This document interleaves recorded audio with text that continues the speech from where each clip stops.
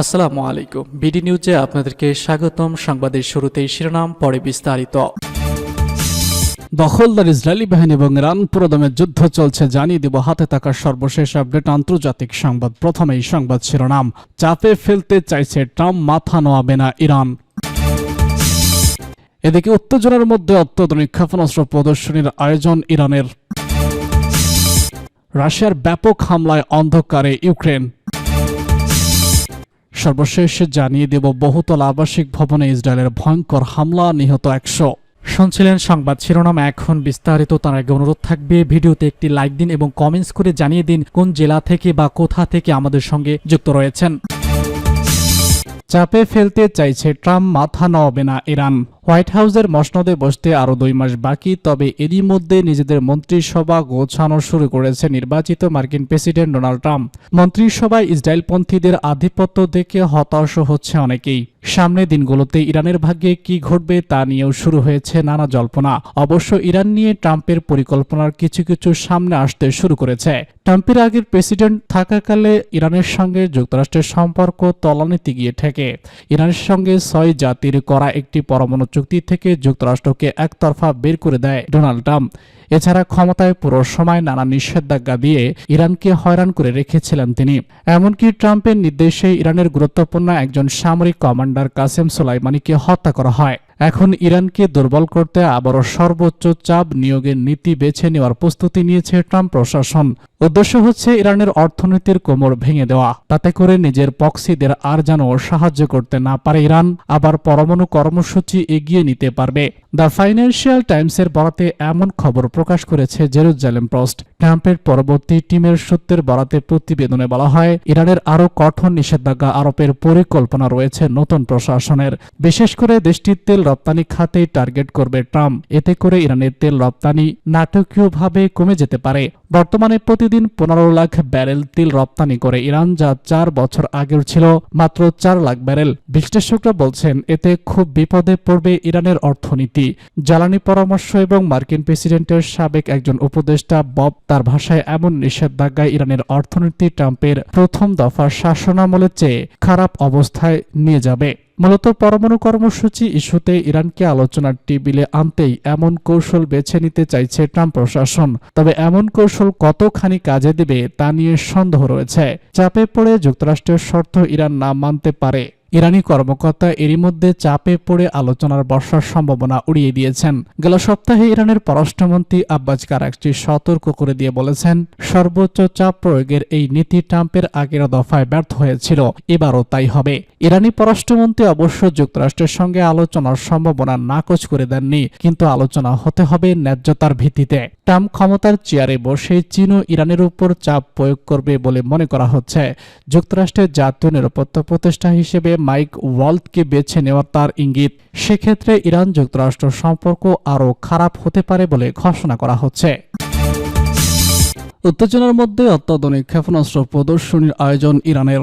ইসরায়েলের সঙ্গে চলমান উত্তেজনার মধ্যে অত্যাধুনিক সব ধরনের ড্রোন ও ক্ষেপণাস্ত্রের প্রদর্শনীর আয়োজন করেছে ইরান। এপির এক প্রতিবেদনে বলা হয়েছে, সম্প্রতি তেহরানের দেশটির অত্যাধুনিক সব ধরনের ড্রোন ও ক্ষেপণাস্ত্রের প্রদর্শনীর আয়োজন করা হয়।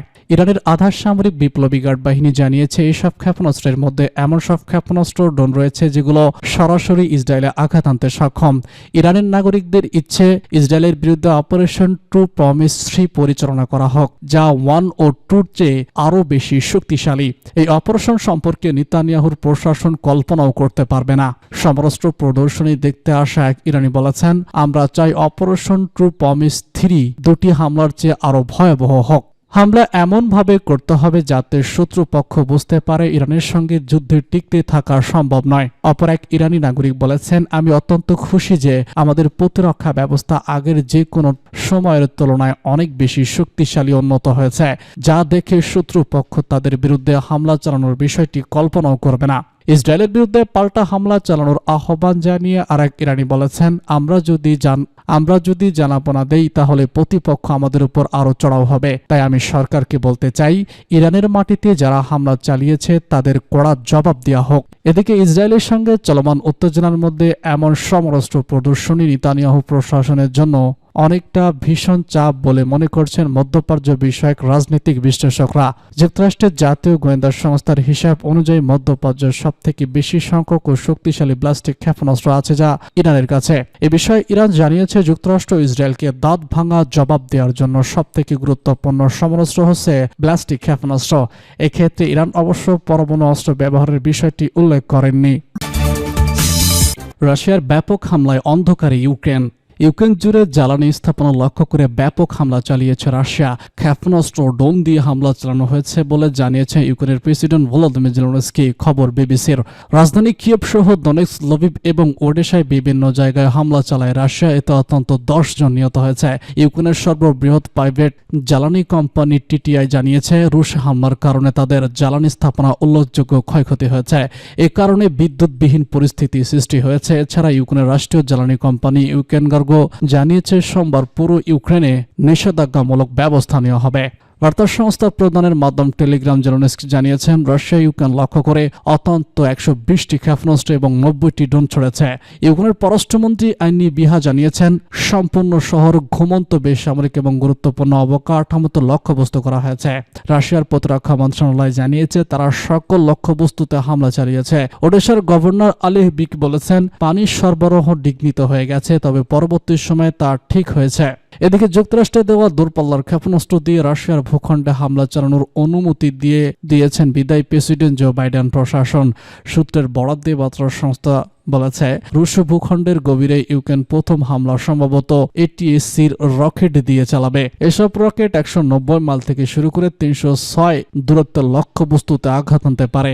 2022 সালের 24শে ফেব্রুয়ারি ইউক্রেনের সামরিক অভিযান শুরুর ঘোষণা দেন রুশ প্রেসিডেন্ট ভ্লাদিমির পুতিন। এরপর থেকে আজ পর্যন্ত টানা 997 দিনের মতো চলছে দেশ দুটির সংঘাত।